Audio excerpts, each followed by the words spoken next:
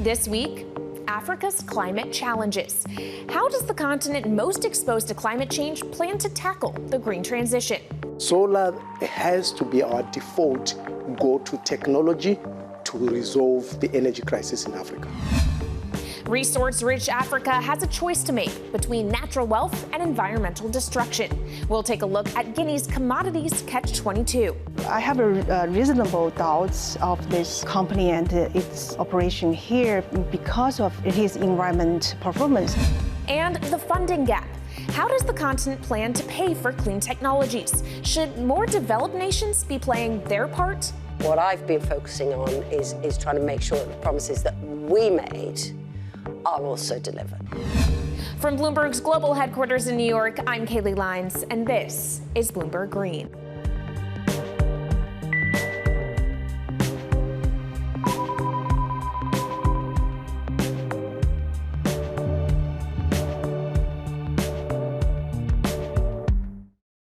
Africa has contributed negligibly to climate change, with just about 2 to 3% of global emissions.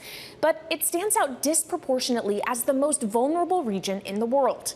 Part of this is due to the continent's geography, but it is also driven by a lack of financial buffers to mitigate the worst impacts of global warming. In this edition of Bloomberg Green, we assess why Africa is so at risk from climate change and investigate the projects which it can hold up as beacons of green development. Africa is known as a continent abundant in natural resources, so we'll look into how a mountain range in Guinea could be both a source of wealth and a potential ecological disaster. And funding the change. Rich nations that spent history plundering Africa are realizing they have a duty to help the continent adapt. But some nations are also coming up with their own solutions to fixing the green finance gap. First, let's get a sense of the scale of the problem. Over 60% of Africa's GDP is in some way dependent on nature, lagging only behind Indonesia and India, according to estimates from the World Economic Forum. This means that climate destruction could lead to enormous financial loss for the world's poorest continent. Arlene Bagbo explains. Africa faces a myriad of challenges relating to climate change, including food insecurity, climate migration, and the destruction of biodiversity, to name a few, despite only contributing 4% of the world's carbon emissions. This year, the heaviest rains in at least 6 decades has killed 459 people around the South African city of Durban. And, in the Horn of Africa, it's suffering its worst drought in 40 years. This is leading to a humanitarian and environmental crisis, particularly in Kenya, where bloated livestock carcasses and sun-bleached bones litter the parched landscape. The extreme weather conditions has now made about 60% of the continent's population food insecure, and biodiversity is rapidly declining. Between 1970 and 2016, the population of mammals, fish, amphibians, and reptiles fell by 65%, according to WWF. Another climate-related challenge for the continent of Africa is migration. By 2050, 86 million people from Africa will have been forced to move because of climate change, according to the World Bank. But just this year alone, a record number of migrants from the continent will arrive at the US-Mexico border, with many of them citing droughts and floods as part of their reasoning to fly or walk thousands of miles away from home. In a bid to solve some of Africa's climate problems, at COP26, richer nations pledged to double the funding they give to poorer nations to cope with climate change. This is without giving a specific figure. But this year's COP27 will be in Egypt and is expected to focus on Africa's needs. Despite Africa's many climate challenges, the continent is bursting with ingenuity and enthusiasm for climate solutions. Renewable power is one of the top priorities for Africa's rapidly expanding population, pushing economies to the next stage of the green transition. Ryan Hesketh took a look at some of the biggest projects pushing forward with Africa's generation of climate-smart renewable energy. Despite Africa's many climate challenges, the continent also abounds with the ingenuity and enthusiasm necessary for climate solutions. Renewable power is one of the top priorities for Africa's rapidly expanding population, taking its economies to the next stage of the green transition. let's take a look at some of the biggest projects pushing forward with Africa's next generation of green energy. Africa is well known for being hot, but one country is getting its energy from the fires below the earth rather than the sun above. Kenya is tapping geothermal energy below its Rift Valley region to the tune of around 40% of its annual energy demand. This makes Kenya the biggest user of renewable geothermal power anywhere in the world as a proportion of its energy mix. Kenya's Olkaria V1 power station in Hell's Gate National Park is currently under construction and due to be completed in 2024. When it's up and running, it's set to be the largest geothermal power plant anywhere in the world. Finally, we can't talk about Africa's renewable power revolution without talking about solar. The Noor Solar Power Station in central Morocco is the world's largest concentrated solar power plant. Nothing else even comes close. Add to that the fact that it's situated in a region with some of the highest amounts of sunlight in the world, and you've got a lot of potential power. Renewable energy efforts in Africa are key to solving the global climate crisis. That includes the use of products like biofuel and the utilization of solar energy widely and cheaply. Bloomberg spoke to two executives who are transforming lives in part of the continent using alternative green solutions and reducing the continent's emissions. Part of a Bloomberg Invest Focus on Africa panel, they spoke about how the continent can benefit from the dynamics of a global energy transition. We basically get agricultural waste that no one needs, and that's usually burnt.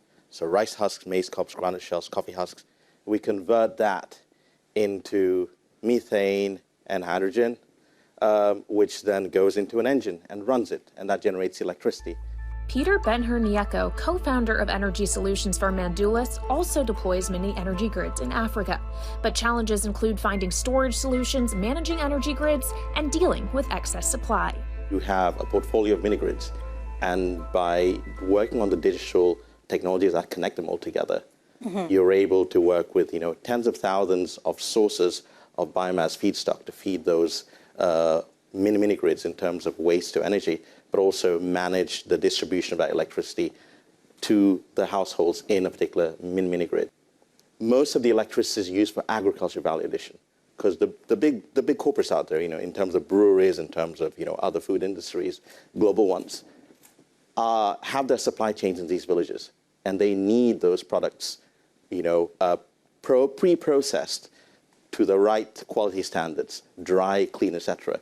And so the electricity that we generate and that we deliver at that low cost enables industries to set up branches in these rural areas, enabling these communities to actually feed into the global marketplace. And that allows us to run, around the clock. Another cheap resource for Africa is solar, as one of the cleanest and most abundant sources of energy on Earth, especially when compared to the energy grid. Norman Moyo, Group CEO of Distributed Power Africa, says part of the solution lies in partnering with the big guys. As you know, to date, solar is probably the cheapest source of energy, much cheaper than the grid. If I was to throw in numbers, solar per kilowatt hour can range anything around 7 cents right now if you're building a decent enough plant size.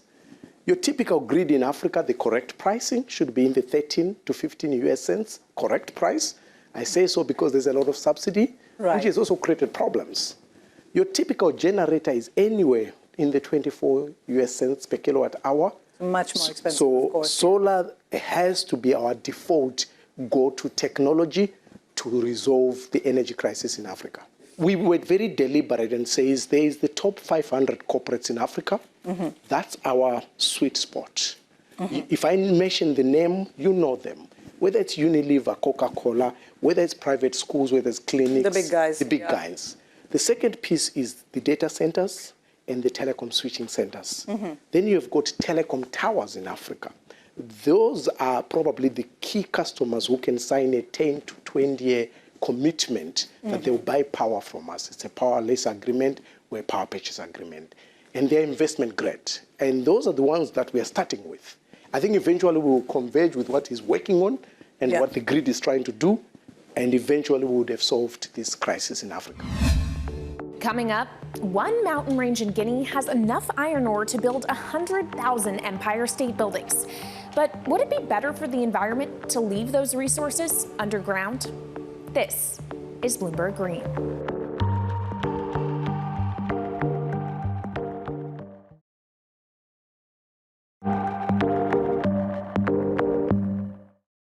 Guinea's Mandulius Mountains hold the largest untapped iron ore deposit on the planet. An estimated 8.6 billion metric tons of ore are buried there, enough to forge the steel for 100,000 Empire State Buildings. But Guinea faces a tough choice: capitalize on its natural resources at the cost of the environment, or leave trillions of dollars underground. Regardless, a group of China-connected companies is moving ahead with a plan that jeopardizes one of the most biologically rich ecosystems in Africa. Our Christine Lee Edwards has the story.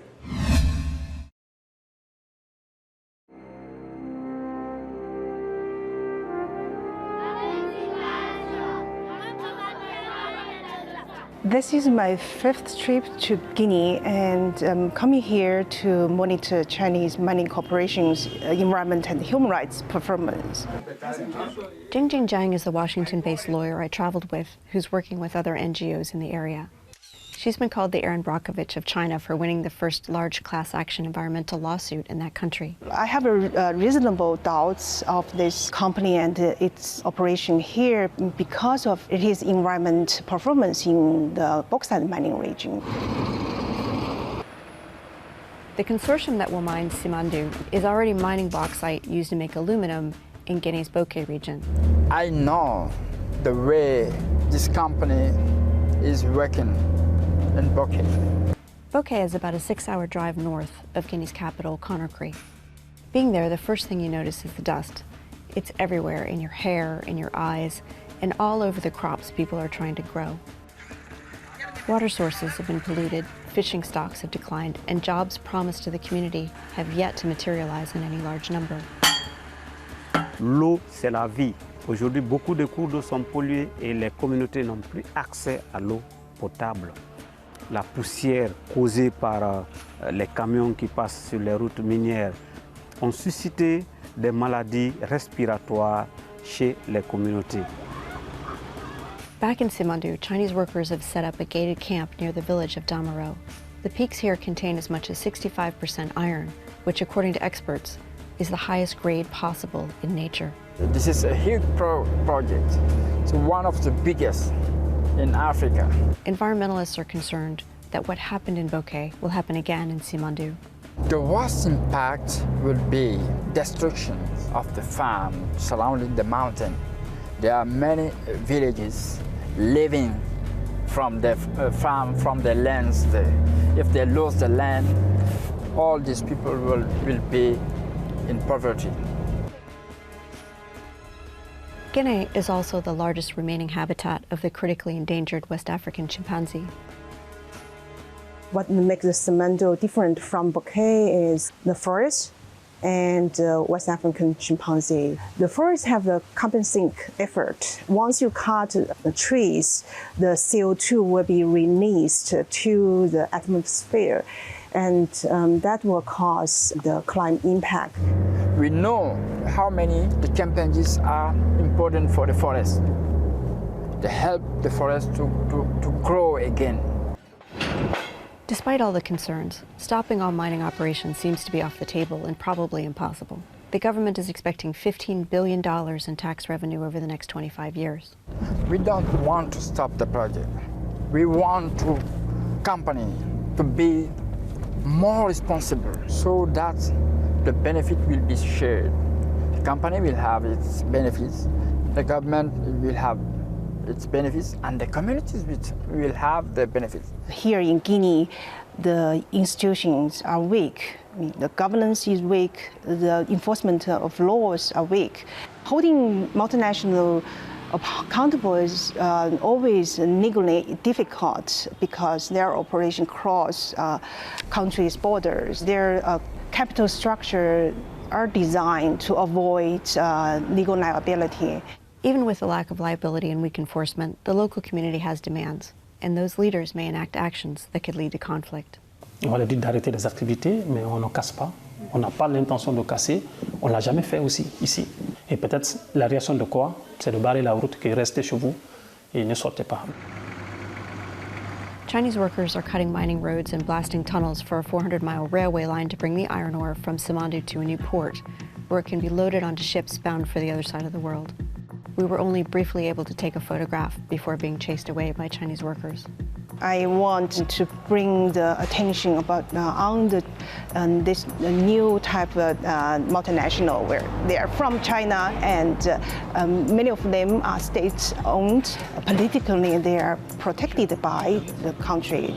We have been seeing all sorts of the policies issued by Chinese government to make the Belt Road Initiative green, sustainable. We need enforcement of those good policies, and so far we haven't seen much yet.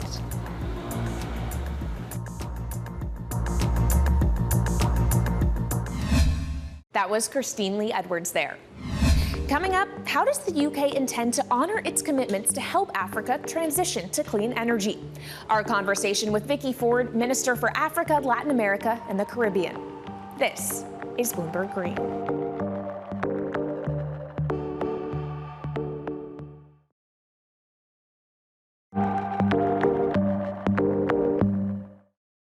From Bloomberg's global headquarters in New York, I'm Kaylee Lyons, and this is Bloomberg Green. The transition to clean energy is expensive, and it's important for the planet that developing countries are assisted along that transition by countries that can afford to help. It's why at COP26, pledges and promises were made to do just that. Vicky Ford, UK MP and Minister for Africa, Latin America, and the Caribbean, spoke to Bloomberg about those promises and the UK's role in ensuring other countries keep their word. The UK, as president of COP, feels a really important role, and I've discussed this with Alok Sharma, a really important role to encourage those countries who've all made these really important promises to actually deliver on them. But yes, you are right, there's huge issues that we have when you see the really adverse impacts. So, for example, I've been in Malawi, where I've met young girls whose schools have been washed away by the flood. I've met just tragedy of the drought in Somalia.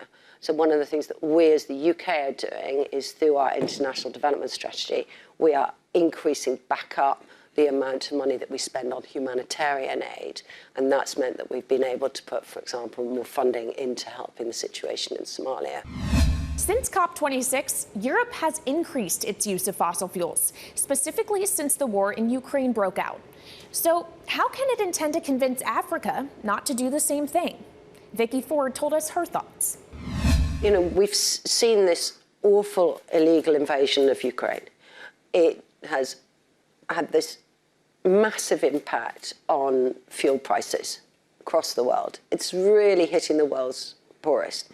But it's also reminded us of the need for energy security, okay? And in the UK, that's actually reminded us that actually we need to work towards having more renewables, more new nuclear, as quickly as possible, okay? And I think the same goes for countries all across the world. Obviously, you know, to get to that energy transition, you sometimes use gas as a transition fuel. But actually, we should be accelerating our focus on getting those cleaner, greener energy sources out there as well. We've just seen in the film that we just watched, you know, the devastating environmental impact in Nigeria of fuel theft, illegal fossil fuel extraction. It's one of the reasons why, you know, when I meet the Nigerians, I've not only spoken to them recently about how can they tackle that better, but actually also how can they move on with some of the plans to increase, for example, solar contracts, to diversify. And that, I think, is really, really important. We should be working to diversify those energy sources. Our conversation there with the UK's Vicky Ford. But Africa is also coming up with its own innovative ways to fund its green plans, especially when it comes to wildlife. Over 60% of Africa's gross domestic product is in some way dependent on nature, but biodiversity on the continent is rapidly declining. Between 1970 and 2016, the continent's population of mammals, fish, amphibians, and reptiles fell by 65%, according to the WWF. In order to save some endangered species, governments and the private sector in Africa are pioneering a new type of sustainability bond. Here to give us more details is Bloomberg's senior reporter in South Africa, Antony Squazine. So, Antony, talk us through what the African sustainable financing sector looks like as a whole. Largely, it's pretty nascent. There's not much going on yet, but there's a lot of interest. So there's a lot of discussions. This bond you talked of, this biodiversity bond that we've just mentioned there, and there are initiatives around the continent to get green bonds up and running that are linked to forest protection, biodiversity protection, replicated on a much grander scale. Okay, well, let's narrow the focus and focus on South Africa, where you are. What is their wildlife conservation bond? Why is it so significant? Okay, it's a world first. Basically, there is a bond that's the government has played a part in, as well as the private sector, and that's supported by the World Bank primarily. And the idea is that it attracts private finance into a bond, and the returns on that bond are paid out if certain preset targets for the populations of black rhinos in 2 reserves increase over 5 years by a certain amount. Well, let's talk about other financing deals then, green financing deals or projects in particular. What are some of the other kinds that investors are looking at on the continent? Well, there's a lot of talk about carbon credits, basically preserving forests in Central Africa, where the Congo Basin is. That's the world's second biggest tropical forest after the Amazon. And basically, for doing that, countries like Gabon are paid by other countries in Europe or even private emitters, for instance, a Polish coal company or a company operating a power plant somewhere in Europe or Asia. And they pay out they pay a certain amount, and in return, their own emissions are offset, and the Gabonese government or the government of another country will preserve a certain amount of forest, which absorbs carbon dioxide and also acts as a carbon sink, thereby mitigating against our emissions. Interesting. And finally, at COP26, we saw South Africa sign a landmark deal. What is the latest on that? Okay, that deal is still in process, but yes, it is a landmark deal because, again, it's supposed to serve as a prototype for countries in Africa and elsewhere. So South Africa is a fairly industrialized country, which is unusual for Africa, almost entirely dependent on burning coal for power. So the European Union, Germany, France, the US, and the UK have pledged $8.5 billion in aid or concessional loans to South Africa to help convert its coal-fired power stations into renewable power plants, to help offset some of the social costs, because obviously a lot of people will lose their jobs, and to transition the country away from coal to green energy. But once that takes place, it could serve as an example for other coal-dependent countries like Indonesia, Vietnam, possibly even India, to follow. They're also holding talks with donors, and we could see it set a quite important precedent. All right. Thanks so much to Bloomberg senior reporter in South Africa, Antony Squazine. So despite the immense difficulties that Africa faces from climate change, it's rising to the challenge with massive green infrastructure projects and innovative funding solutions. That's it for this edition of Bloomberg Green, but you can keep the conversation going by following us on YouTube, Instagram, and Twitter @Climate. From Bloomberg's global headquarters in New York, I'm Kaylee Lines, and this is Bloomberg Green.